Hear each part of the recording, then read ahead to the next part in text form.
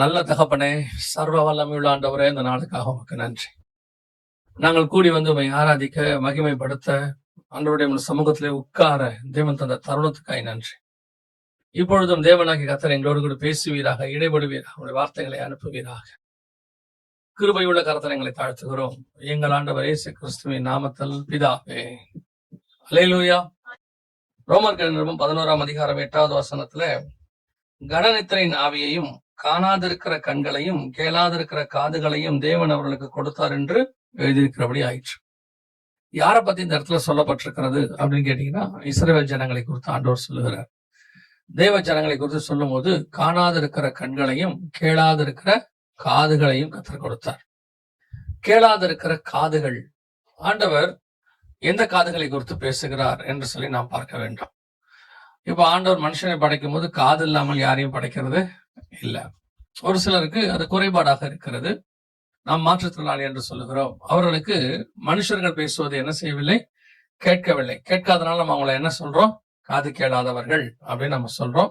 வேதாகமத்துல செவிடர்கள் அப்படின்னு இருக்கும். இவர்களுக்கு ஏன் நம்ம அப்படி சொல்றோம் அப்படின்னு கேட்டா, இவர்களுக்கு யார் பேசுறது என்ன செய்யல, கேட்கல. அதனாலதான் அவர்களுக்கு நாம் காது கேளாதவர்கள் என்று நாம் சொல்லுகிறோம். அதே மாதிரி கர்த்தர் பேசுவது கேட்காதிருக்கிறது, கர்த்தர் பேசுவது கேட்காதிருக்கிறது. அப்படி கேட்காதிருக்கும் பொழுது இவர்கள் எல்லோரும் ஆவிக்குரிய செவிடர்கள் என்று அர்த்தம். இவர்களோடு கர்த்தர் பேசுகிறார், இடைபடுகிறார், ஆனால் இவர்களுக்கு அது கேட்கவில்லை. திருச்சபைக்கும் இன்னைக்கு அதான் நிலைமை. சபையிலையும் கர்த்தர் பேசுகிறார். ஆவியானவர் சபைகளுக்கு சொல்லுகிறதை காதுள்ளவன் கேட்க கடவன். இன்னைக்கு என்ன சபை கர்த்தருடைய வார்த்தைக்குள்ள இருக்கா, கர்த்தருடைய வார்த்தை சபையில இருக்கா அப்படின்னா இல்லைன்னு சொல்ல மாட்டேன். ஆண்டவர் வந்து சபைகள் பேசுறார், எல்லா இடத்துலயும் பேசுறார். வனாந்தரத்துல பேசுகிற ஆண்டவர் சபையில பேச மாட்டாரா? கண்டிப்பாக பேசுவார். ஆனால் கேட்கிற காது நமக்கு இருக்கிறதா? கர்த்தருடைய வார்த்தையை கேட்கிற காது. இப்போ நீங்க ஒருத்தர்கிட்ட பேசிட்டே இருக்கிறீங்க, உங்க மகன்கிட்டயோ மகன்கிட்டயோ வீட்டுல பேசிட்டே இருக்கீங்க. அவன் பாட்டுன்னு வீடியோ கேம்ஸ் விளையாடிட்டே இருக்கிறான். இப்ப அவன் சொல்றான், இப்ப நீங்க படின்றீங்க, அவன் விளையாடிட்டே இருக்கிறான். நீங்க என்ன கேக்குறீங்க, ஏன்னா நான் பேசுறது ஒண்ணு கேக்குதா இல்லையா அப்படின்னு கேக்குறீங்க. உடனே அவன் என்ன சொல்றான், கேக்குது, எல்லாம் கேக்குது, நீங்க பாட்டு பேசினே இருங்கம்பா. ஏன்னா நம்மளை பொறுத்த வரைக்கும் என்னன்னா, நம்ம பேசினா அங்கிருந்து என்ன வரணும், ஒரு ரிப்ளை, ஒரு ரியாக்ஷன், ஏதோ ஒண்ணு வரணும் இல்ல. வந்தா தானே நம்ம பேசுறதுக்கான ஒரு மரியாதை இருக்குது. இல்லைன்னா நம்ம பேசுறதுக்கு என்ன இல்ல, மரியாதை கிடையாது இல்ல. அவங்க பாட்டு உட்காந்துருப்பாங்க. சிலர்லாம் நீங்க என்ன பேசினாலும் அப்படியே உட்காந்துட்டே இருப்பாங்க. கேட்டா நான் தான் கேட்டுக்கிட்டு இருக்கிறேன்ல அப்படிம்பாங்க. கேட்டுக்கிட்டு இருக்கிறது முக்கியம். கேட்டதை விட என்ன ரியாக்ஷன், என்ன பதில், அதனால வரக்கூடியதான விளைவு என்ன. ஒருத்தனுக்கு காது கேட்காததும் கேட்டு செய்யாததும் ஒண்ணுதானே, ரெண்டும் ஒரே விஷயம் தானே. ஒருத்தருக்கு காது கேட்கல, அவர் அமைதியா உட்காந்துருக்காரு. இவனுக்கு கேட்குது, அமைதியா உட்காந்துருக்கான். என்ன டிஃபரன்ஸ் இருக்கு?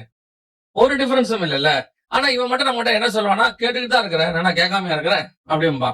அப்ப நம்மளை பொறுத்த வரைக்கும் கேட்கிற காது என்பது எதை குறிக்கிறதுனா, கர்த்தர் பேசும்போது ரெஸ்பான்ஸ் பண்றது, அதுக்கு பதில் வர்றது, ரியாக்ஷன், அது இருந்தாதான் அது என்ன அர்த்தம், கேட்கிற காது. ஆண்டவர் சொல்றாரு, இஸ்ரவேல் ஜனங்களுக்கு என்ன காது இருந்துச்சா, கேட்காத காது இருந்துச்சா. ஒரு சம்பவத்தை வேதத்துல வாசிச்சும் போது எனக்கு ரொம்ப ஆச்சரியமா இருந்துச்சு. ஏன்னா இயேசு உட்கார்ந்தாலும் எந்திரிச்சாலும் நடந்தாலும் எல்லாத்துக்கும் பின்னாடியும் ஒரு அர்த்தம் இருக்கும், ஆண்டவர்கிட்ட ஒரு காரணம் இருக்கும். பாருங்களேன், வாசிங்க. மார்க் எழுதின சுவிசேஷம் 7ஆம் அதிகாரம் 34வது வசனம் வாசிங்க. வானத்தை அண்ணார்ந்து பார்த்து பெருமூச்சு விட்டு எப்பத்தா என்றார். எப்பத்தா என்றார், அதற்கு திறக்கப்படுவாயாக என்று அர்த்தமாம். ஏன் அந்த பெருமூச்சு விட்டு? அவர் தான் சுகமாக்க போறாரு. இயேசு கிறிஸ்துவுக்கு ஒரு விஷயம் நல்லா தெரியும். அவர் எந்த ஒரு விஷயத்தை செய்ய போறது முன்னாடி அவருக்கு என்ன செய்யும் நல்லா தெரியும். ஏன்னா ஏசாயா 50ஆம் அதிகாரம் 4ஆம் வசனம் சொல்லுது, அவர் அன்னைக்கு என்ன செய்ய போகிறார் என்பதை பிதாவாகிய தேவன் அன்னைக்கு காலையிலேயே அவருக்கு என்ன செஞ்சிருவாராம், தெரியப்படுத்திடுவாராம். அப்ப இயேசுக்கு நல்லா தெரியும், இப்ப ஒருத்தர் நம்ம என்ன செய்ய போறோம், சுகமாக்க போகிறோம் அப்படின்னு சொல்லி. ஆனா வசனம் சொல்லுது, இயேசு பெருமூச்சு விட்டு அப்படின்னு இருக்கு. அப்ப அது படிக்கும் பொழுது சில நேரத்துல ஆவியானவர் சில கேள்வியில நம்மளே கேட்பாரு, ஏன் இப்படி இருக்கு அப்படின்னு கேட்பாரு. அப்படி கேட்கிறாருன்னா அவர் பதில் சொல்ல போறாருன்னு அர்த்தம். அப்ப அந்த இடத்துல பெருமூச்சு விட்டு அப்படின்னு இருக்கு. ஏன் பெருமூச்சு விட்டார் அப்படின்னா, அதுக்கு முதல் வசனத்தை வாசிங்க பார்ப்போம். மறுபடியும் அவர் தீரு சீதோன் பட்டணங்களின் எல்லைகளை விட்டு புறப்பட்டு, தீரு சீதோன் பட்டணங்களின் எல்லைகளை விட்டு புறப்பட்டு தெக்கப்போலையின் எல்லைகளின் வழியாய் கலிலேயா கடலருகே வந்தார். இப்ப இவர் எங்க போயிட்டு வர்றாருன்னா, புறஜாதியார்கிட்ட போயிட்டு வர்றாரு. எங்க போயிட்டு வர்றாரு, புறஜாதியார்கிட்ட போயிட்டு வர்றாரு. அந்த பட்டணங்கள் எல்லாம் தீரு சீதோன், இதெல்லாம் புறஜாதியார் பட்டணம். அப்படியே போயிட்டு அந்த பட்டணங்கள்லாம் போயிட்டு எல்லாம் மினிஸ்ட்ரி முடிச்சுட்டு வர்றாரு. அங்க போனா நல்ல ஓபனிங் இருக்கு, ரிசல்ட் இருக்குது. நல்லா கவனிச்சு பாத்தீங்கன்னா பைபிள்ல இஸ்ரவேல் ஜனங்கள் கேட்பது ஒரு பக்கம் இருக்கும், ஆனா புறஜாதியார் கேட்கறது நல்லா இருக்கும் ஆண்டவருக்கு. அதனால ஆண்டவர் அடிக்கடி சொல்வாரு, புறஜாதியார் வந்து நல்ல வாய் திறக்கிறாங்க, நல்லா கேட்கறாங்க அப்படின்னு. இப்ப இயேசு கிறிஸ்துவ கையில ஏந்திக்கிட்டு சிமியோன் சொல்ற வார்த்தை பாத்தீங்கன்னா முதல்ல புறஜாதியாரை குறித்து சொல்லுவார். புறஜாதியாருக்கு வெளிச்சம் அப்படின்னா என்ன அர்த்தம் அப்படின்னு கேட்டீங்கன்னா, இந்த புறஜாதியார் ஆண்டவருடைய வார்த்தையை நல்லா ஏற்றுக்கொள்றாங்க. புறஜாதியார்னா இஸ்ரவேலை அல்லாதவர்கள் ஆண்டவருடைய வார்த்தையை நல்லா ஏற்றுக்கொள்றாங்க. அப்படியே போயிட்டு வருது, வசனம் நல்லா போயிட்டு வருது. இவர் திருப்பி இப்ப எங்க உள்ள வராரு? கலிலேயா வழியாக உள்ளே வராரு. அப்படி உள்ளே வரும்போது பார்த்தா வசனம் சொல்லுது, உள்ளே நுழையும் போது காது கேட்காத ஒருத்தர் இருக்கிறான். யாரு? தேவ ஜனம், அதாவது இஸ்ரவேல் ஜனங்கள ஒருத்தர் என்னவா இருக்கிறான். அப்ப என்டர் ஆகும்போதே இதை நீங்க ஸ்பிரிச்சுவலி கவனிச்சு பாத்தீங்கன்னா, இவருடைய வார்த்தை எல்லா ஜனங்களுக்கு போகுது. ஆனால் இவர் எந்த ஜனங்களுக்கு அனுப்பப்பட்டாரோ அந்த ஜனங்களுடைய காது என்னவா இருக்கிறது? கேட்கக்கூடாத காதாக இருக்கிறது. அப்படியே உள்ள நுழையிறார். நுழைஞ்ச உடனே பார்த்தா காது அப்படி இருக்கு. அதனால ஆண்டவர் சொன்னாரு, பெருமூச்சு விட்டு. ஏன் அந்த பெருமூச்சுனா, எல்லா வயலையும் என் வார்த்தையை கேட்கிறான், யாரு கேட்கல? இஸ்ரவேல் ஜனங்கள் கேட்கலை, காதுகள் அடைக்கப்பட்டிருக்கிறது. இதுக்குதான் வசனம் சொல்லுது, இயேசு பெருமூச்சு விட்டு. பல நேரங்களில் கர்த்தருடைய சத்தம் புறஜாதியாருக்கு கேட்கிறது, தேவ ஜனங்களுக்கு கேட்க மாட்டேங்குது. ஆண்டவர் சொல்றது உலகத்தானு கூட கேட்குது சில நேரத்துல. நம்மளால கேட்டு பாருங்க, கொரோனா வந்த உடனே என்ன சொல்லுவாங்க? இல்ல நம்ம கேர்ஃபுல்லா இருக்கணுங்க, நம்ம ஹேண்ட் வாஷ் வாங்கணுங்க, மாஸ்க் போடணுங்க. அப்ப கூட தேவ பயம் அவனுக்கு வரவே வராது. கர்த்தருடைய வார்த்தை வரும்பொழுது சொந்த ஜனங்களை பார்க்கலாம் புறஜாதியாருக்கு நல்லா ரீச் ஆகுது. ஆனால் சொந்த ஜனம் எப்படி இருக்கிறது? காது அடைக்கப்பட்டிருக்கிறது. ஆண்டவர் சொல்றார், கேட்காத காதுகளை கர்த்தர் அவர்களுக்கு கொடுத்தார். இன்னைக்கு அதுதான் நிலைமை. சபையிலையும் இதே நடக்கு. ஆவியானவர் ஏன் அந்த வார்த்தையை பர்டிகுலரா ஆவியானவர் சொல்றாருன்னா, ஆவியானவர் சபைகளுக்கு சொல்லுகிறதை ஏன் அப்ப சபையில எல்லாருக்கும் காது இல்லையான்னா, காது இருக்கு, கேட்கிற காது இல்ல. என்ன பேசினாலும் காது அடைக்கப்பட்டிருக்கு. இல்ல சில நேரத்துல நமக்கு எப்படி தோணும், எல்லாம் ஒரு ஊழியக்காரர் நல்ல பிரசங்கம் பண்ணி எல்லாம் பண்ணி ஒரு 15 வருஷம் கழிச்சு சபையில ஒரு வளர்ச்சி இல்லைன்னா, சபை அந்த இடத்துக்கு போகவில்லை என்றால், இன்னைக்கு அதான் நிலைமை.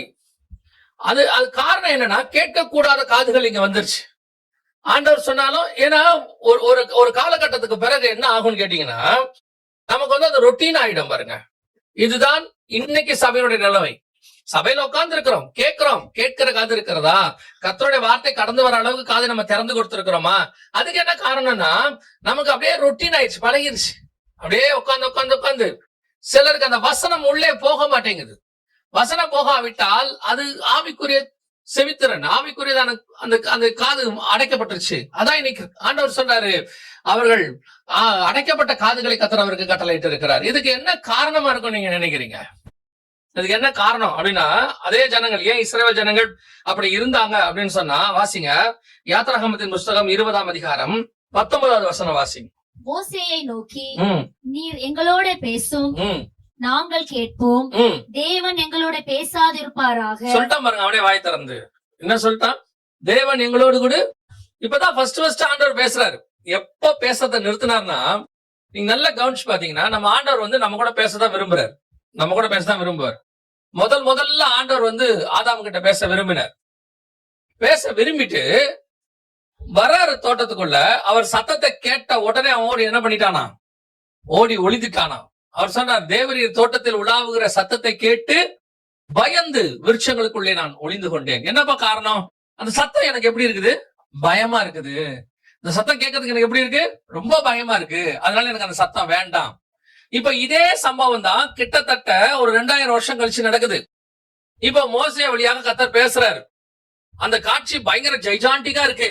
இடி மின்னல் எல்லாம் வருது. அப்படியே மலையில வந்து ஆண்டவர் இறங்குறாரு. இப்ப கூட கர்த்தருக்கு என்ன ஆசை?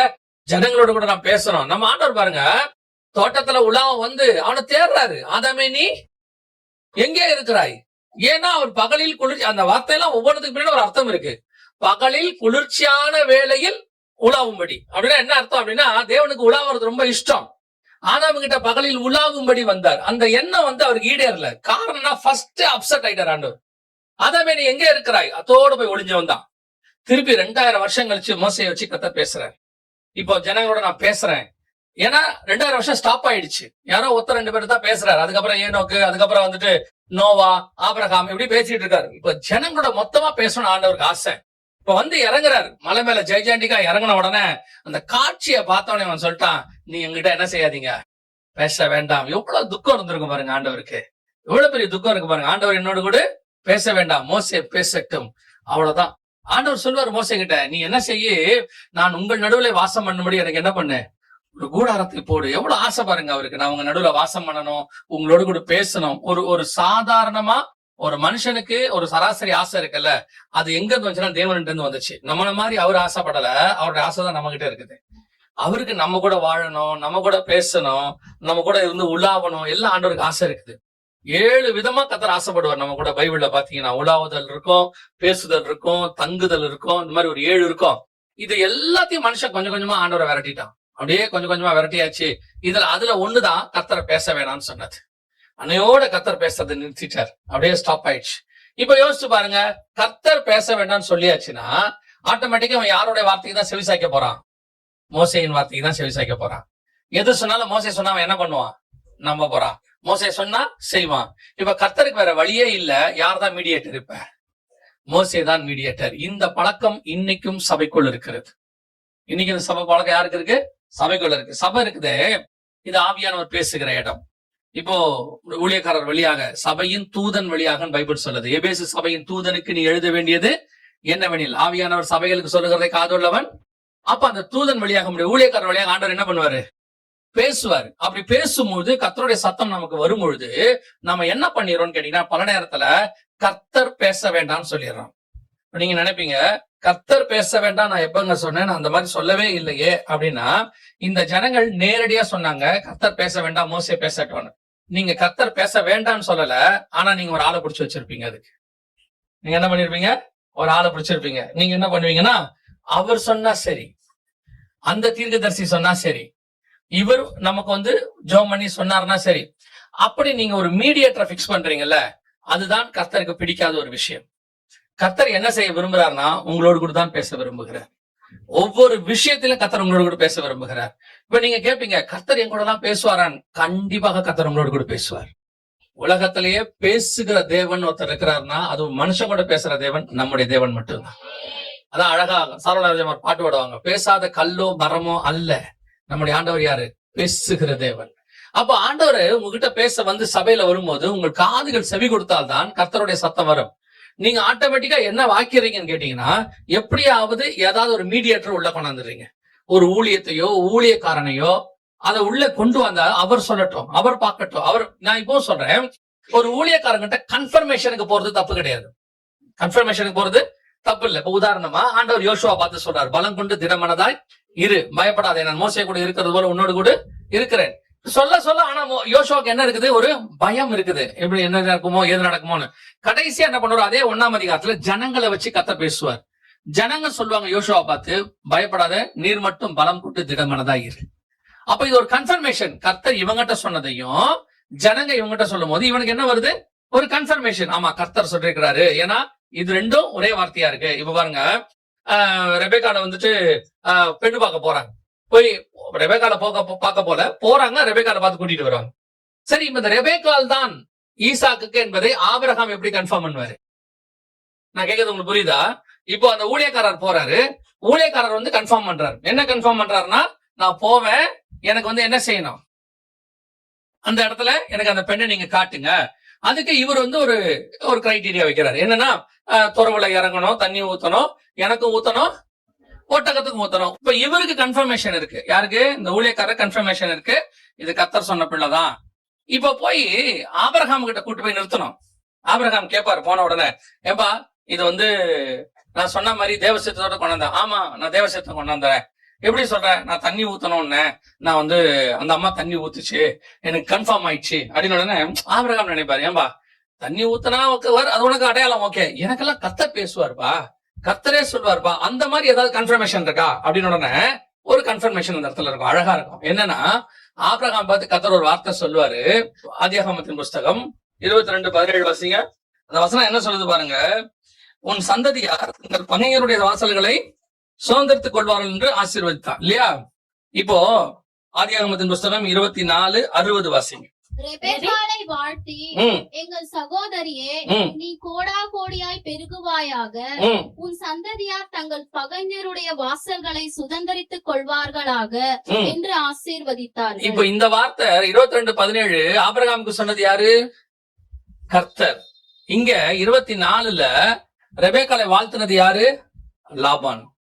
யோசிச்சு பாருங்க, லாபானுக்கும் ஆபிரகாமுக்கும் என்ன இல்ல, எந்த சம்பந்தமுமே இல்லை. அப்படி ஒருத்தன் இருக்கிறான்னு யாருக்கு தெரியாது, ஆபிரகாமுக்கு தெரிய வாய்ப்பு இல்ல. அவர் எங்கேயோ கிடக்கிறார் சிரியா தேசத்துல, இவர் கிடக்கிறார் கானானுக்குள்ள.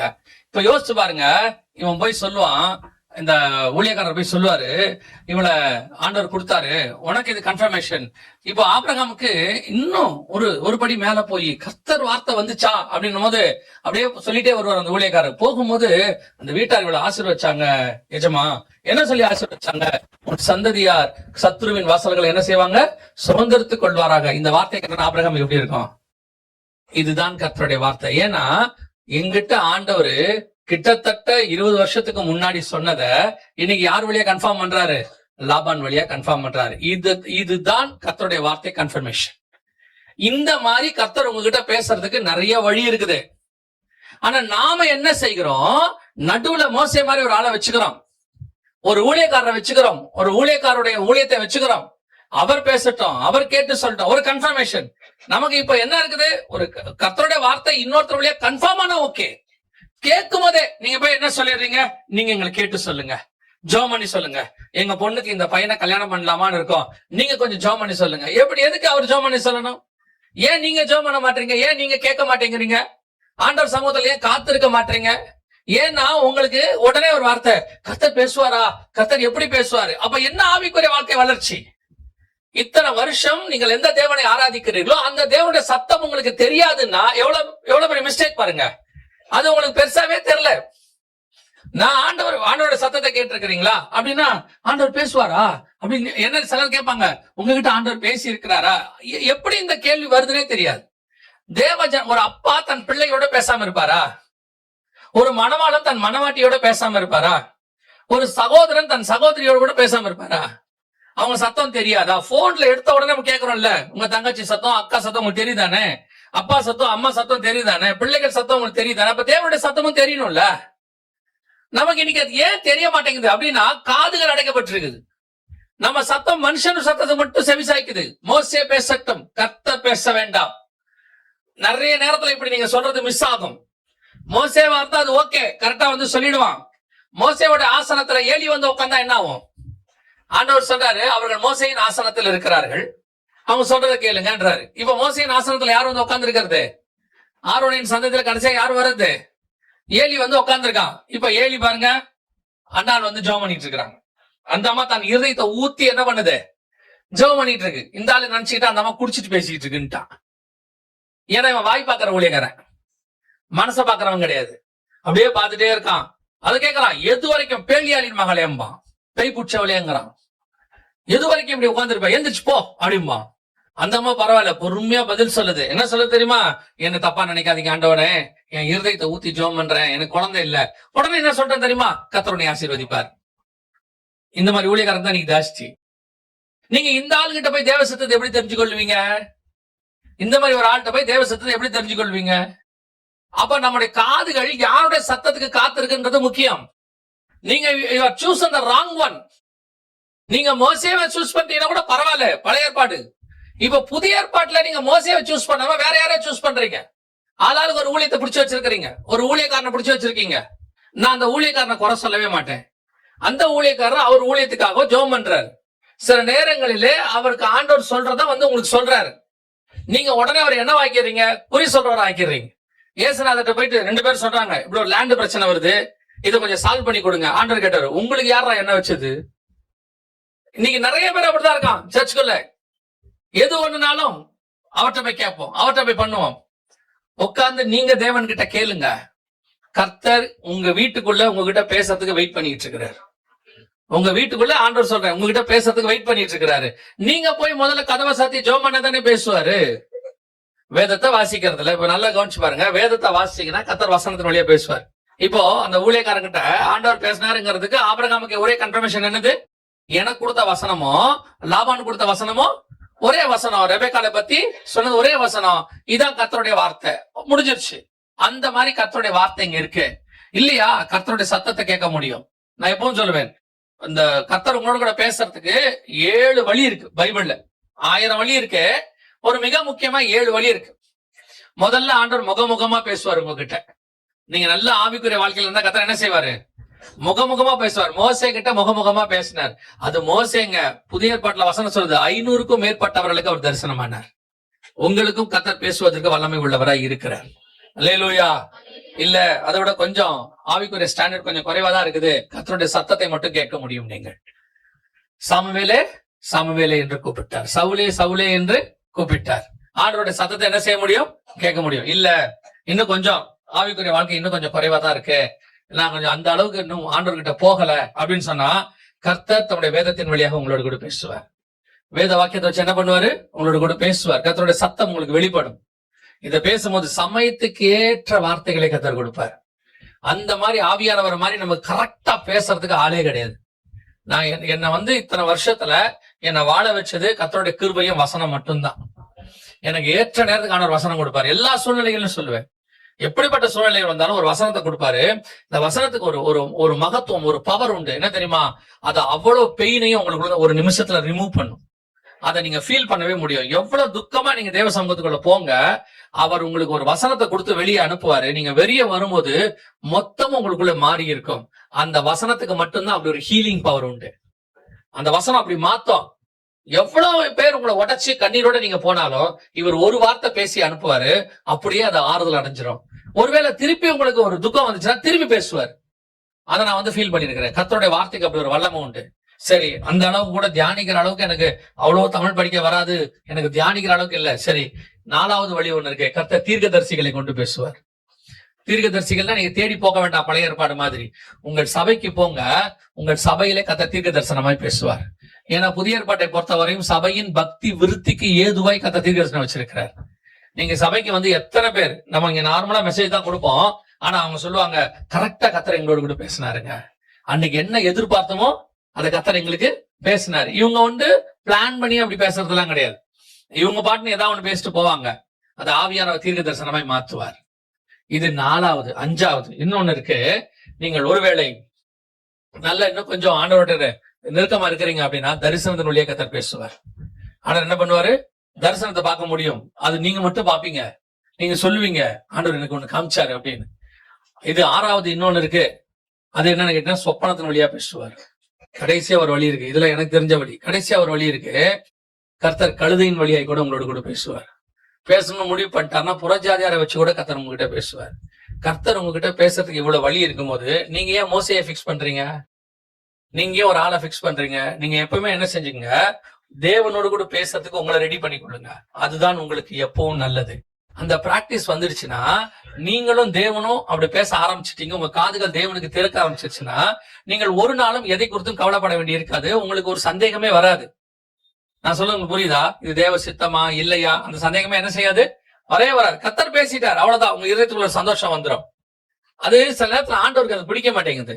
நீங்க இன்னொரு ஆளை வச்சு புதிய ஏற்பாட்டுல பேசுறது. இப்ப நீங்க சர்ச்சைக்கு கிளம்பி வரீங்க, வரும்போது பக்கத்து வீட்டுல ஒரு ஐயா இருக்கிறாரு, ஒரு அம்மா இருக்காங்க.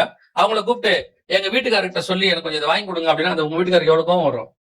வருமா வராதா? அவர் கேட்பாரு தானே, நான் இந்த வீட்டுல இருக்கேன் தானே, நீ ஏன் என்ன கேட்க கூடாது அப்படின்னா கோவம் வரும்ல. அந்த மாதிரிதான் கர்த்தர் உங்களோட கூட இருக்கும்போது நீங்க எதுக்கு இன்னொரு ஆள் உள்ள பிக்ஸ் பண்றீங்க? அப்ப கர்த்தருக்கு என்ன வரும்? நம்ம ஆண்டவர் கோவப்படுறது இல்ல, துக்கப்படுறாரு. சரி, அவன் வழியா பேசுறியா, பேசி தொலை அவங்களே. ஆனா உங்களுக்கு நீங்க நடுவுல பிக்ஸ் பண்ற ஆளு மோசையா இருந்தா தப்பிச்சிருவீங்க, நடுவுல பிக்ஸ் பண்ற ஆள் ஏலியா இருந்தா மாட்டிடுவீங்க. அவன் இஷ்டத்துக்கு அடிச்சு விட்டுட்டு போயிட்டே இருப்பான். அதுக்குதான் அந்த மீடியேட்டர் வேணாங்கிற. நடுவுல யார் வேணா? மீடியேட்டரே வேணாம். நல்லா ஜெபம் பண்ணுங்க, நீங்க கூப்பிடுங்க, கர்த்தர் உங்களோட கூட பேசுவார். கர்த்தர் என்ன செய்வார்? உங்களோட கூட இடைபடுவார். அப்ப ஆண்டவர் சொல்றாரு, கேட்கிற காது இருக்கணும். முதலாவது இந்த கேட்கிற காது எதற்காக அப்படின்னு கேட்டீங்கன்னு சொன்னா, பேச வேண்டாம் என்ற ஜனங்கள் சொன்னதுனால கர்த்தர் பேசுறதை நிறுத்திட்டார் அவங்களோட. இப்ப கர்த்தர் மறுபடியும் நம்மோடு கூட பேச விரும்புகிறார். ஆவியானவர் சபைகளுக்கு சொல்றதை காதுள்ளவன் கேட்க கடவுள். அப்பனா என்ன அர்த்தம்? திருப்பி ஆண்டவர் நம்மகிட்ட என்ன செய்ய விரும்புறாரு? பேச விரும்புறாரு. உங்கள் காதுகளை திறக்கணும். ஆண்டவர்கிட்ட கேளுங்க, என்னோடு கூட பேசுங்க ஆண்டவரேன்னு கேளுங்க. நான் சொல்றேன், ஆண்டவருடைய சத்தம் உங்களுக்கு கேட்கும். ஒரு அழகா ஒரு பழைய பாட்டு இருக்கு, இவ்வுலக சப்தமும் என் மாம்ச சத்தமும் இணைந்து ஒலிக்குது, அதில் மெல்லிய சத்தம் தெளிவாய் கேட்டிட எனக்கு கற்றுத்தாருமே இருக்கும். அது ஒரு பெரிய பரிசுத்தவான் அந்த காலத்துல பாடினது. அதுல இருக்கும், இவ்வுலக சத்தமும் என் மாம்ச சத்தமும் சேர்ந்து ஒலிக்குதான். இந்த உலகத்துல உள்ள சவுண்டு பிளஸ் எனக்குள்ள இருக்கிற மாம்சம் எல்லாம் சேர்ந்து என்ன செய்யுது? பயங்கரமா சவுண்டு போடுது. அதுல நடுவுல உங்க சத்தத்தை கேட்க எனக்கு சொல்லித்தாங்கன்னு அந்த பரிசுத்தவான் பாடுவார். அதைத்தான் நாம் ஆண்டவர்கிட்ட கேட்கணும். நமக்குள்ள எவ்வளவு சவுண்டு வேணா இருக்கட்டும், யார் வேணா பேசட்டும், என்ன வேணா பண்ணட்டும், உள்ளுக்குள்ள இருந்து உங்களுக்குள்ள போராட்டம் இருக்கட்டும், இது நடுவுல கர்த்தாவே நான் உம்முடைய சத்தத்தை நான் கேட்க வேண்டும், உம்முடைய சத்தத்துக்கு என் செவிகள் என்ன செய்யணும்? திறக்க வேண்டும் அப்படின்னு நீங்க தீர்மானம் எடுங்க. கர்த்தர் உங்கள் காதுகளை திறக்க வல்லமை உள்ளவராய் இருக்கிறார். அல்லேலூயா. ரெண்டாவது, இந்த சத்தத்தினால் வரக்கூடியதான நீங்க கேட்க ஆரம்பிச்சிட்டீங்கன்னா உங்களுக்கு வரக்கூடியதான பெனிஃபிட். கர்த்தர் யாருகிட்ட பேசுறார் வாசிங்க. அப்போஸ்தலர் நடவடிக்கைகள் 9ஆம் அதிகாரம் 7வது வசனம் வாசி. அவனுடனே கூட பிரயாணம் பண்ணின மனுஷர்கள் சத்தத்தை கேட்கும் ஒருவரையும் காணாமல் பிரமித்து நின்றார்கள். 6வது வசனத்திலிருந்தே வாசிங்க. அவன் நடுங்கி திகைத்து, ஆண்டவரே, நான் என்ன செய்ய சித்தமா இருக்கிறீர் என்றான். அதற்கு கர்த்தர், நீ எழுந்து பட்டணத்துக்குள்ளே போ, நீ செய்ய வேண்டியது அங்கே உனக்கு சொல்லப்படும் என்றார். நல்லா கவனிச்சு பாருங்க. இப்போ கர்த்தர் பேசுறாரு. இப்ப அந்த இடத்துல வசனம் சொல்லுது, கர்த்தர் பேசுறது யாரு கேக்குது? யாரு கேக்குது? சவுலுக்கு கேக்குது, பவுலுக்கு கேக்குது. அந்த சத்தம் கேக்குது. கூட இருக்கிறவங்களுக்கு என்ன செய்யலையா? கேட்கவில்லை. அந்த வசனம் என்ன வாசிங்க? 22ஆம் அதிகாரம் அப்போஸ்தலர் நடவடிக்கைகள் 9வது வசனம் வாசிங்க. 22:9 வாசிங்க. என்னுடனே கூட இருந்தவர்கள் வெளிச்சத்தை கண்டு பயமடைந்தார்கள். என்னுடனே பேசினவருடைய சத்தத்தையோ அவர்கள் கேட்கவில்லை. ஏன் இவங்களுக்கு கேட்கல? ஒரே இடத்துல சவுண்ட் வருது. ஒரே இடத்துல என்ன வருது? சவுண்ட் வருது. ஆனா அந்த சவுண்ட் யாரு கேக்குது? பவுலுக்கு கேக்குது. கூட இருக்கிறவங்களுக்கு என்ன செய்யல? கேட்கல. ஏன் கேட்கல? எதனால அந்த சவுண்ட் கேட்கல அப்படின்னா என்ன அர்த்தம்? அந்த காதுகள் பவுலுக்கு திறக்குது, கூட இருக்கிறவங்களுக்கு என்ன செய்யல? திறக்கல. அப்படின்னா இவங்களுக்கு கேட்கவே இல்லை. இவங்க எல்லாம் காது அடைக்கப்பட்டவங்களா? இல்ல, உலக பிரகாரமா சவுண்ட் கேக்குது. உலக பிரகாரம் சவுண்ட் கேட்கும். கர்த்தர் பேசுறது மட்டும் என்ன செய்யல? கேட்கல. அப்ப ஏன் இந்த சவுண்ட் இவங்களுக்கு கேட்கல? இவங்களும் இவன் மாதிரியே தான் வைராக்கியம். இவன் எங்க போயிட்டு இருக்கிறான்? தமஸ்குக்கு போயிட்டு இருக்கிறான். தமஸ்குவின் வழியா போறான். போய் சபைகளை துன்பப்படுத்துறதுக்கு எல்லாம் போரா பட்டாணி எல்லாம் வாங்கி எழுதி போயிட்டு இருக்கிறார். கூடவும் வந்துட்டு இருக்கிறாங்க. அவங்களும் இதே ஒத்த எண்ணம் உள்ளவங்க தான். ஆனால் இவனுக்கு கேட்கிற சத்தம் அவர்களுக்கு கேட்கவில்லை. அதோட அர்த்தம் என்ன அப்படின்னு கேட்டீங்கன்னா, சவுல் மேல கர்த்தருடைய என்ன இருக்கு? திட்டம் இருக்கு. கர்த்தர் சவுலை அழைக்கிறார். சவுல் மேல கர்த்தருக்கு ஒரு தரிசனம் இருக்கு. இதையெல்லாம் பாக்குறாங்க.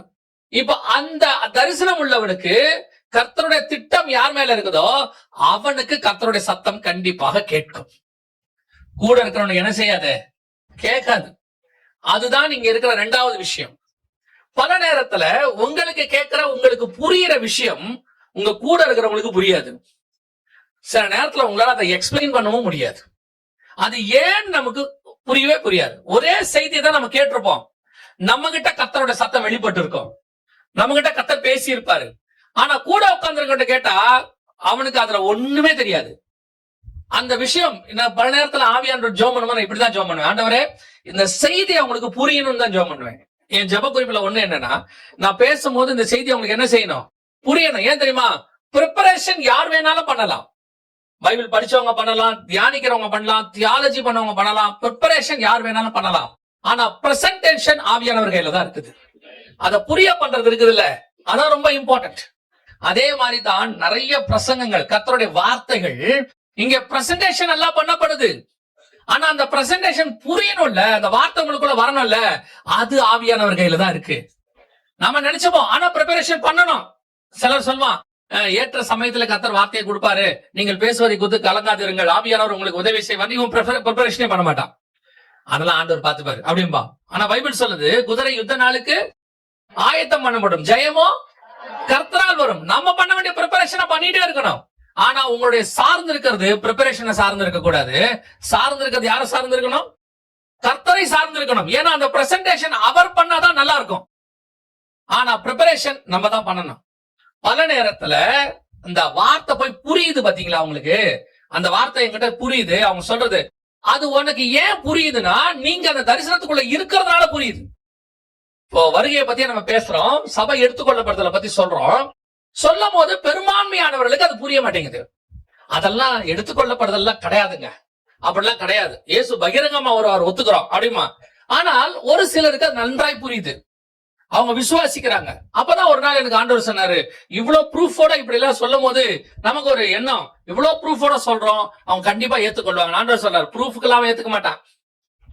ப்ரூஃபை பார்த்து ஏத்துக்கிறதா இருந்தா ஆண்டவர் இந்நேரம் உலகத்தை முழுக்க என்ன பண்ணிருப்பாரு, ரட்சிப்புகளை கொண்டாந்துருப்பாரு. இயேசுநாதர் ஒரே ப்ரூஃபை காட்டி விட்டுருவாரு. வானத்துல இருந்து 2 கை வெளியே வருது, அப்படி ரத்தம் சொட்ட சொட்ட வருது. அந்த மாதிரி ஒரு அரை மணி நேரம் கை வெளியே வந்துட்டு உள்ள போச்சுனால என்னன்னு அர்த்தம், இயேசு கிறிஸ்து கையை நீட்டிட்டாருன்னு உலகமே பாத்துச்சுன்னா அதுக்கப்புறம் ஆட்டோமேட்டிக்கா அத்தனை பேர் என்ன ஆயிடுவான், ப்ரூஃபை பார்த்து ரட்சிக்கப்பட்டுருவான்ல. ஆண்டவர் அப்படி ரட்சிப்புல விரும்பவே இல்லை. ஆண்டவர் என்ன நினைக்கிறாரு, அவன் ப்ரூஃப்ல ஏத்துக்க மாட்டான், இருதயத்தை திறந்து ஏத்துக்கொள்ளணும். விசுவாசம் எனப்படுவது என்ன, நம்பப்படுகிற உறுதியும் காணப்படாத நிச்சயம். ரட்சிப்புனா என்ன, இருதயத்துல விசுவாசித்து வாயில, அந்த மாதிரி ரட்சிப்பு தான் கர்த்தர் விரும்புறாரு. அப்ப கர்த்தர் என்ன எதிர்பார்க்கிறாரு, இருதயத்துக்குள்ள போய் அது மாத்தணும். அது எல்லாருக்கும் நடக்குமா, நடக்காது. நான் இன்னும் ஒரு படி மேல போய் வாசிச்சேன். வசனம் சொல்லுது, தேவன் எவருடைய இருதயங்களை திறந்தாரோ அவனுக்கு தான் போகுது. நீங்க என்னதான் பிரசங்கம் பண்ண உடனே இப்படி முடிவு எடுக்காதீங்க, அப்ப பிரசங்கம் பண்ணி என்னங்க பிரயோஜனம், கர்த்தர் திறந்தார் இல்ல. அதுதான் திருப்பி சொல்றேன், யூ வாண்ட் டு ப்ரிப்பேர். குதிரை யுத்த நாளுக்கு என்ன செய்யணும், ஆயத்தம் ஆகணும். செய்ய வேண்டிய ப்ரிப்பரேஷன் நீங்க செஞ்சுட்டே இருக்கணும். ஆனால் அங்க இருதயத்தை திறந்து வார்த்தை உள்ள போகுதுன்னா அது யாராலதான் போகும், ஆவியார். அது யாருக்கு போகும், தரிசனம் உள்ளவனுக்கு போகும், கர்த்தரால் அழைக்கப்பட்டவனுக்கு போகும். நீங்க போய் நிறைய நேரத்துல பாருங்க, உங்களுக்கு நல்லா புரிஞ்சிடும். உங்களுக்கு அப்படியே உள்ளுக்குள்ள பெரிய ஆதங்கம் வரும். சரி, இத போய் அவங்களுக்கு சொல்லணும், அவங்களுக்கு கேட்கணும், அவங்களுக்கு ரட்சிக்கணும். போய் சொன்னா மண்ணு மாதிரி கேட்டுட்டு இருப்பாங்க. சொன்ன உடனே உங்களுக்கே ரொம்ப உங்க ஆவி அணைஞ்சு போயிடும். அவன் இருதயம் திறக்கப்படல, அவ்வளவுதான். அப்போ இந்த வார்த்தை யாருக்கு போகும், கூட இருக்கிறவனுக்கு ஒண்ணும் கேட்கலையாமா, கூட இருக்கிறவனுக்கு ஒன்னும் புரியலையாமா. ஆனா சவுலுக்கு மட்டும் அது வார்த்தையா கேக்குது, சவுலே சவுலே நீ ஏன் என்னை துன்பப்படுத்துகிறாய். அப்ப யாருக்கு கேட்கும், நீ அழைக்கப்பட்டவனா இருந்தால் கர்த்தருடைய சத்தம் உங்களுக்கு கேட்கும். உன் வேதத்தினுடைய மகத்துவம் எப்போ புரியுது தெரியுமா, you are chosen one, selected one. உங்களை கர்த்தர் டிஃபரன்ஷியேட் பண்ணிருக்காரு, வேறு பிரிச்சிருக்கிறார். அதனாலதான் அது உனக்கு புரியுது. ஏன் மத்தவனுக்கு புரியலன்னா, இன்னும் அந்த அழைப்புக்குள்ள அவன் வரல. வரும்போது அவனுக்கும் புரியும். அந்த அழைப்பின் நேரம் வரும்போது அவனுக்கும் புரியும். நீங்க என்ன நினைச்சுக்காதீங்க, அவங்களுக்கு புரியாது, நடக்காது. அதே நேரத்துல இன்னொன்னு நினைக்கணும், உங்களுக்கு புரியுது பாத்தீங்களா, அப்ப உங்களுக்கு தெரியணும் கர்த்தர் என் மேல் திட்டம் வைத்திருக்கிறார். கர்த்தருக்கு என் மேல என்ன இருக்குது, ஒரு திட்டம் இருக்கு. அதனாலதான் என் காது திறக்கப்பட்டிருக்கு. அதனாலதான் கர்த்தர் பேசுறது எனக்கு என்ன செய்யுது, புரியுது அப்படின்னு சொல்லி நமக்கு அது புரியணும். அந்த அழைப்பு உள்ளவனுக்கு கர்த்தர் பேசுகிறது நன்றாய் புரியும். அழைப்பு இல்லாதவனுக்கு என்ன செய்யாது, இப்பத்திக்கு அது புரியாது. அதனால அந்த புரியாததுனால அவனை ஒதுக்கி தள்ளவும் வேண்டாம். புரியறதுனால நீங்கள் நானும் பெரிய ஆள்னு அர்த்தமும் கிடையாது. சில சொல்லுவாங்க, எப்படி இந்த வசனத்துக்கு எப்படி இப்படி ஒரு விளக்கம் நாங்க கேட்டதே இல்லாம்பா. அது வேற ஒண்ணும் இல்ல, இந்த கழுதை வாய் திறக்கணும்னு அவர் முடிவு பண்ணிருக்கிறார்.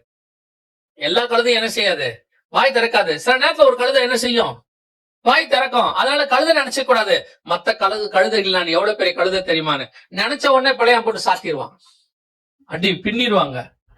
நானு இந்த ஆண்டவர் கழுது மேல உள்ள வருவார் பாருங்க, வரும்போது அப்படியே எல்லாரும் துணியெல்லாம் விரிச்சு போட்டு அப்படியே கிளையெல்லாம் உடைச்சு போட்ட உடனே கழுதை என்ன நினைச்சுக்கோ, மத்த கழுதைக்கு இல்லாத மகிமை நமக்கு தான் கொடுத்துருக்காரு. நம்ம மேல துணியை விரிக்கிறான் பாருங்க எப்படின்ட்டு. ஒண்ணு மட்டும் நல்லா தெரியணும், மேல ஒருத்தர் உட்கார்ந்து இருக்காரு, இறங்கிட்டாரு, கழுதைக்கு கூட கழுத மாதிரி மதிக்க மாட்டான். நம்மள என்ன பண்ணிடுவான் யோசிச்சு பாருங்க. அதுக்கப்புறம் அந்த கழுதை எங்க இருந்துச்சுன்னு பாருங்க, ஒரு இடத்துல கூட இருக்காது. மேல இருக்க இயேசுநாதருக்கு தான் மரியாதை, உட்கார்ந்து இருக்கிற கழுதைக்கு இல்ல. அது அவர் உட்கார்ந்து இருக்கிற வரைக்கும் கழுதைக்கு மரியாதை இருக்கு. அப்ப கழுதை என்ன நினைக்கணும் தெரியுமா, இந்த இயேசுநாதரை இறங்காம பாத்துக்கணும் பத்திரமா. அவர் கோவப்பட்டு இறங்கி விட்டாரு, கழுதைய தம்பிக்கும் மறிக்க மாட்டான் எவனுமே. அப்ப கர்த்தர் உன்னை ஏன் சூஸ் பண்ணாரு, ஏன் கருமையா இருக்கிறாரு அது வேற. ஆனா கர்த்தர் உனக்கு புரிய பண்ணி இருக்கிறார். அவர் சத்தம் உங்களுக்கு கேக்குதுன்னா, காட் த சூசன் ஒன்.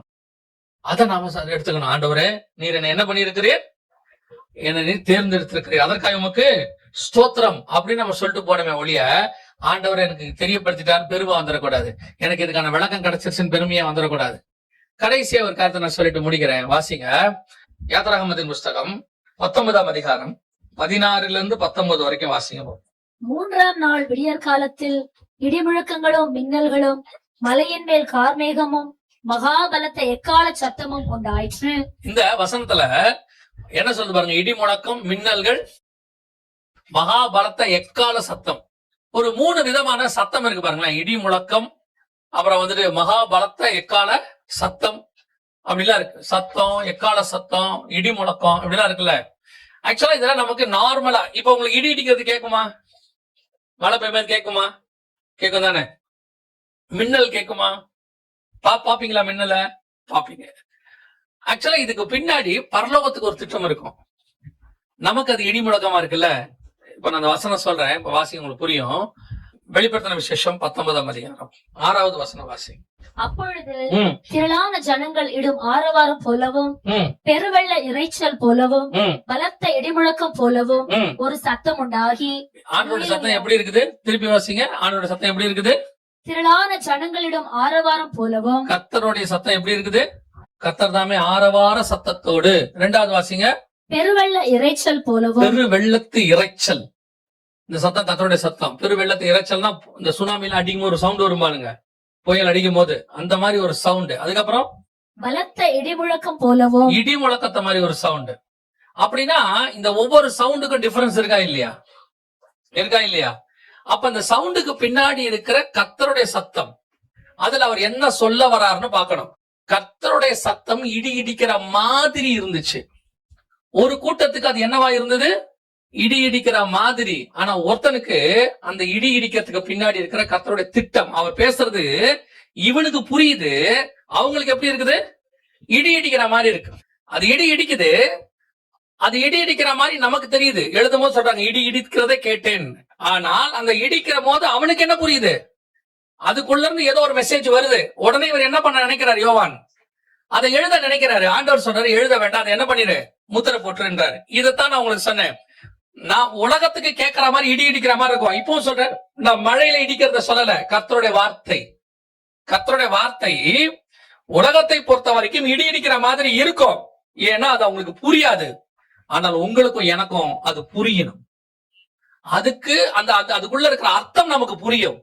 மத்தவனுக்கு இதுதான் ஆவிக்குரிய வாழ்க்கை அடுத்த வளர்ச்சி. உங்க காதுகள் கேட்கணும்னா வெறும் கர்த்தர் பேசுறத கேட்கறது சாதாரணமான விஷயம் இல்ல. இது இன்னும் ஒரு படி மேல போகும்.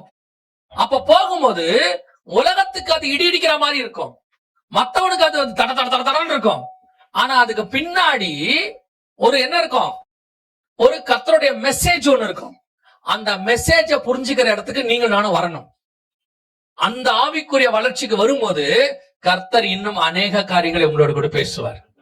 நான் சொல்றது புரியுதா? சில நேரத்துல என்ன பண்ணுவாங்கன்னா, அந்த இவங்களா இருப்பாங்க, உளவுத்துறையில இருக்க சொல்லுவாங்க, கேள்விப்பட்டதுதான்.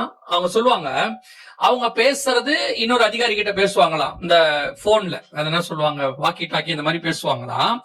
பேசும்போது நடுவுல யாராவது கிராஸ் பண்ணா அது அவங்களுக்கு என்ன செய்யக்கூடாது, புரியக்கூடாதுன்ட்டு இவங்க ஒரு சங்கேத பாஷையில பேசுவாங்களாம். அந்த பாஷை என்ன செய்யும்னு கேட்டீங்கன்னா, கேட்கறவங்களுக்கு மட்டும்தான் புரியும். நடுவுல யார் கிராஸ் பண்ணாலும் அவங்களுக்கு அந்த பாஷை என்ன செய்யாது, புரியாது. அந்த பேசுறவங்களுக்கும் கேட்கறவங்களுக்கும் நடுவுல ஒரு கோடு இருக்கும். அது பேசுறவங்களுக்கும் புரியும், கேட்கறவங்களுக்கும் புரியும். நடுவுல இருக்கிறவங்களுக்கு என்ன செய்யாது, புரியாது. அதே மாதிரி தேவன் பேசுகிறது உங்களுக்கு மட்டும் புரியும். அது உள்ள இருக்கிற ஆவிக்குரிய சத்தியம் புரியும், ஆழம் புரியும், தரிசனம் புரியும். ஆனால் அது மத்தவங்களுக்கு புரியாது.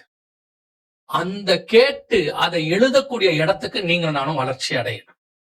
அந்த வளர்ச்சி இருக்கு பாத்தீங்களா, அதான் ரொம்ப இம்பார்ட்டன்ட். நான் அந்த வசனத்தை படிக்கும்போது ஆண்டவர் சொன்னாரு, இப்ப வேதத்துல ஒரு ஓமையா ஆண்டவர் பேசுறாரு, ஒரு தரிசனமா பேசுறாரு. 7 கொம்பு 10 தலை அப்படின்னு பாக்குறோம்ல. இப்ப நார்மலா பார்க்கும்போது தரிசனம் 7 கொம்பு 10 தலை. இப்ப நீங்க தானியேல் புஸ்தகத்துல 8ஆம் அதிகாரத்துல 2 கொம்புள்ள வெள்ளாட்டுக்கடா, 1 கொம்புள்ள வெள்ளாட்டுக்கடான்னு இருக்கு. பாக்குறதுக்கு அது 2 கொம்புள்ள வெள்ளாட்டுக்கடா, இது 1 கொம்புள்ள வெள்ளாட்டுக்கடா. இப்போ அதுக்கான விளக்கத்தை ஆண்டவர் கொடுத்திருக்காரு, உள்ள தேடி கண்டுபிடிச்சா படிக்கலாம். கொம்புனா ராஜா, கொம்புனா என்ன அர்த்தம், ராஜா. ஆட்டுக்கடா அப்படின்னா ராஜ்யம், ஒரு கவர்மெண்ட். அப்ப அவர் சொல்றாரு 2 கொம்புள்ள 2 ராஜா இருக்கிற ஒரு ராஜ்யம் வரும். 2 கொம்புனா என்ன, மேதிய பெர்ஷியர்கள். ராஜ்யம்னா என்ன, அந்த மேதிய பெர்ஷிய ராஜ்யம். அதுல 2 ராஜாக்கள் வருவார்கள். இதுதான் விளக்கம். இது தரிசனம், அது என்னவா இருக்குது, விளக்கமா இருக்குது. இப்போ அந்த விளக்கம் தானியேலுக்கு புரியுது. சில நேரத்துல புரியல. தானியேலுக்கு என்ன செய்யல, புரியல. இப்ப தானியேலுக்கு என்ன செய்யல, தரிசனம் தெரியுது, ஆனா என்ன செய்யல, புரியல. இப்ப அவருக்கு இது என்னது, எனக்கு புரியலையே அப்படிங்கிறாரு. இப்ப அடுத்த வசனத்துல ஒரு தூதன் என்ன செய்யறான், அதுக்கு ஒரு விளக்கத்தை கொடுக்கறான் அப்படின்னு இருக்கு. ஒரு தூதன் என்ன செய்யறாரு, ஒரு விளக்கத்தை கொடுக்கிறாரு. இப்ப இவருக்கு தரிசனம் தெரியுது, ஆனா அதுக்கான விளக்கம் தெரியல. சில நேரத்துல கர்த்தர் பேசுவாரு, அது புரியாது. இப்போ பெல்ஷாத்சாருக்கு எழுதுறாரு செவுத்துல, மேனே மேனே தெக்கே பசின் எழுதுறாரு. அது அவனுக்கு புரிஞ்சுச்சா இல்லையா? பெல்ஷாசாருக்கு புரிஞ்சா இல்லையா? புரியல. இது என்னங்க எழுதி இருக்கிறாரு? இப்போ தானியேலுக்கு காமிச்சது புரியல, பெல்ஷாசாருக்கு எழுதுனது புரியல. இப்போ அந்த காமிச்சத விளக்கத்துக்கு ஒரு தூதன் தேவைப்பட்டான். பெல்ஷாசாருக்கு எழுதுனத விளக்கத்துக்கு யார் தேவைப்பட்டா? தானியேல் தேவைப்பட்டாரு. இப்போ சொப்பனத்துல நேபுகாத்நேச்சர் ஒண்ணு பாக்குறாரு, அது அவருக்கு புரியல. இப்போ அதை விளக்கறதுக்கு யாரோ ஒருத்தர் தேவைப்படுது. அதே மாதிரிதான் இடி முழக்கம், மின்னல் அப்படிங்கிறது கர்த்தருடையதான சித்தம், கர்த்தருடைய தரிசனம். மின்னல்னா பாப்பீங்க, இடி முழக்கம்னா கேப்பீங்க. வெளிப்படுத்தின விசேஷம் 4ஆம் அதிகாரம் 5ஆம் வசனம் வாசிங்க. அந்த சிங்காசனத்திலிருந்து மின்னல்களும் இடி முழக்கங்களும் சத்தங்களும் புறப்பட்டன. அப்ப பாருங்க, மின்னல்களும் இடி முழக்கங்களும். மின்னல்னா பாக்குறது, மின்னல்னா என்னது? பாப்போம். இடி முழக்கம்னா, ஆனா ரெண்டும் ஒரே விஷயம்தான். ரெண்டு மேகம் வருது இல்ல, ரெண்டு மேகம் முன்னோட ஒண்ணு மோதினா என்ன வரும்? மின்னல் வரும். அடுத்து என்ன வரும்? இடி முழக்கம் வரும். நமக்கு ஃபர்ஸ்ட் மின்னல் தெரியும், அதுக்கப்புறம் தான் என்ன தெரியும்? இடி முழக்கம் கேட்கும். ஏன்னா லைட் ரேஸ் வேகமா டிராவல் பண்ணும். அது அப்படி மோதின உடனே, அப்ப மோதுறதுங்கிறது சம்பவம், அதோடைய விளைவு மின்னலும் இடி முழக்கமும். அப்ப கர்த்தருடைய சித்தம் வரும்போது தரிசனங்கிறது மின்னல், கர்த்தருடைய சத்தம்ங்கிறது தீர்க்க தரிசனம், ரெண்டும் வரும். இப்ப மின்னலை பார்த்த உடனே உங்களுக்கு தெரியணும் ரெண்டு மேகம் மோதுது. சத்தம் வரும்போது உங்களுக்கு தெரியணும் அந்த மேகத்தோட மோதிர வேகத்திலேயே அந்த சத்தம் எவ்வளவு வேகமா மோதுது, அது மோதிரவனுக்கு தெரியும். அதே மாதிரி தான் கர்த்தர் உங்களோட கூட பேசும்போது அவருடைய தரிசனங்களும் தீர்க்க தரிசனங்களும் வார்த்தைகளும் வரும். அது தரிசனமா வரும். அதை புரிஞ்சு அதுக்கு பின்னாடி என்ன இருக்குதுன்னு உங்களுக்கு தெரியணும். நான் சொல்றது உங்களுக்கு புரியுதா? ஒரே விஷயத்துல ரெண்டும் வரும், மின்னலும் வரும், இடி முழக்கம். மின்னலுங்கிறது விஷன், பாக்குறது. இடி முழக்கங்கிறது சவுண்ட், கேட்கறது. ஆவியானவர் சபைகளுக்கு சொல்றதை காதுள்ளவன். இப்ப இடி முழக்கம் கேட்குது யோவானுக்கு, அவருக்கு அது புரியுது. நமக்கு அது வெறும் இடி முழக்கம், அவருக்கு அது புரியுது. அதே மாதிரிதான் சிலருக்கு அது மின்னல். இயேசு கிறிஸ்து வரும்போது வானத்துல என்ன தோன்றும்? மத்தேயு எழுதின சுவிசேஷம் 24ஆம் அதிகாரத்துல 27 வாசிங்க. மின்னல் கிழக்கிலிருந்து தோன்றி மேற்கு வரைக்கும் பிரகாசிக்கிறது போல மனுஷகுமாரனுடைய வருகையும் இருக்கும். அவருடைய வருகையில ரெண்டு இருக்கு பாருங்க, மின்னலும் இருக்கு, இடி முழக்கமும் இருக்கு. மின்னலுங்கிறது என்னது? விஷன். இடி முழக்கங்கிறது சத்தம்.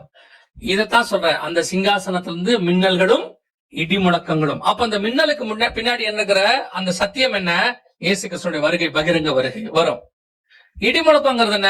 கர்த்தருடையதான சத்தம், அதோடு கூட துணிக்க போறது. இந்த மாதிரி ஒவ்வொன்றுத்துக்கு பின்னாடி என்ன இருக்குது? கர்த்தருடையதான அர்த்தம், சித்தம், திட்டம், தரிசனம் எல்லாம் இருக்கு. இத தெரிஞ்சு கொள்ளுகிற இடத்துக்கு நீங்க வரீங்க பாத்தீங்களா, கேக்குது பாத்தீங்களா, அதுக்கு பேர் தான் கேட்கிற காது. அதான் ஆவிக்குரிய காது கேக்குதுன்னு அர்த்தம். பல நேரத்துல நாம என்ன நினைச்சிட்டு இருக்கிறோம்? ஆவிக்குரிய காது கேக்குதுன்னா ஃபர்ஸ்ட் கேட்காத காது இருக்குது சர்ச்சுக்குள்ள, ரெண்டாவது கேட்டாலும் செய்யாத காது இருக்குது, மூணாவது தேவ சித்தத்தை அறிந்து கொள்ளுகிற காது இருக்குது. ஆவியானவர் பேசுறாரு, கேட்கிறோம், தேவ சித்தம் தெரியுது. இதோட கூட சர்ச்சை என்ன ஆயிடுது? ஒரு சாட்டிஸ்பாக்சன், திருப்தியான இடத்துக்கு வந்துருது. ஆமா, கர்த்தர் எங்களோட கூட பேசுறாரு, ஆண்டவர் சில காரியங்கள் எங்களுக்கு சொல்லி கொடுத்தாரு, எங்களுக்கு கேட்டுச்சு, ஆண்டவர் இன்னைக்கு என் கூட பேசினாரு, நல்லது, இல்லைன்னு சொல்லல. இதை தாண்டி உங்கள் காதுகள் இன்னும் கொஞ்சம் காரியங்களை கேட்க வேண்டி இருக்கு. எதை கேட்கணும் தெரியுமா? வானத்துல இருக்கிற கர்த்தருடைய சத்தத்தை கேட்கணும். உங்க வாழ்க்கையில கர்த்தர் உங்களுக்கு வெளிப்படுத்திருக்கிற காரியத்தை கேட்கணும். மின்னல் தோன்றும், பார்க்கணும், தரிசனத்தை பார்க்கணும். அப்படியே ஆவிக்குரிய வாழ்க்கையில வளர்ந்துட்டு போயிட்டே இருக்கணும். நீங்க சும்மா இந்த கீழையே உட்கார்ந்துட்டு உழந்துகிட்டே இருந்தீங்க. அப்படியே சிலர்லாம் பாத்தீங்கன்னா ஞாயிற்றுக்கிழமை வந்துட்டு போனதோட அவங்க ஆவிக்குரிய கடமை முடிஞ்சிருச்சுன்ற ஒரு திருப்திக்கு வராங்க. இதே மாதிரி இன்னும் சத்தம் இருக்கு. என்ன மாதிரி என்ன செய்யுது? இன்னும் சத்தம் இருக்கு. அது என்ன சத்தம் தெரியுமா? வானத்துல உள்ள கர்த்தருடைய வெளிப்பாடு. இது அவருடைய மினிஸ்ட்ரிக்கு தேவையான வெளிப்பாடு. சில நேரத்துல உங்க ஆவிக்குரிய வாழ்க்கைக்கு தேவையான வெளிப்பாடு உங்க காதுகள் கேட்குது. இதையும் தாண்டி இன்னொன்னு கேட்கணும். இது தெரியுமா? கர்த்தருடைய ரகசியம் மேல இருக்கு. அத கர்த்தர் யாருகிட்ட பேச விரும்புகிறாரோ அவங்கிட்ட தான் பேசுவார். அவருடைய சித்தத்தை, இருதயத்தை திறப்பார். அந்த இடத்துக்கு சபை போகணும். நீங்களும் நானும் அந்த இடத்துக்கு வரணும். வரும்போது பாத்தீங்கன்னா நீங்களும் நானும் அவருடைய சத்தத்தை கேட்கிறவர்களா மாறிடுவோம். அப்போ உங்களுக்கு இந்த கீழே இருக்கிற சத்தம் பெருசாவே தெரியாது. கீழே இப்ப உங்களுக்கு ஒரு சத்தம் கேட்டுக்கிட்டு இருக்குல்ல, கீழே இந்த சத்தம் என்ன கேக்குது? வேலைக்கு போகணும், அதை பண்ணும், இதை பண்ணும், அதெல்லாம் நம்ம செய்வோம். ஆனா அது பெருசாவே இருக்காது. அது பாட்டு கேஷுவலா செஞ்சுட்டே இருப்போம். ஆசாரிப்பு கூடாரத்துல நீங்க பாத்தீங்கன்னா வாசல்ல ஒரு பலிபீடம் இருக்கும். பலிபீடத்துல ஆடு கொடுப்பாங்க, மாடு கொடுப்பாங்க, பலி கொடுப்பாங்க. புறா கொஞ்சம் வெட்டும் போது சவுண்ட் வருமா வராதா? அதெல்லாம் கத்துமா கத்தாதா? எல்லாம் வரும்.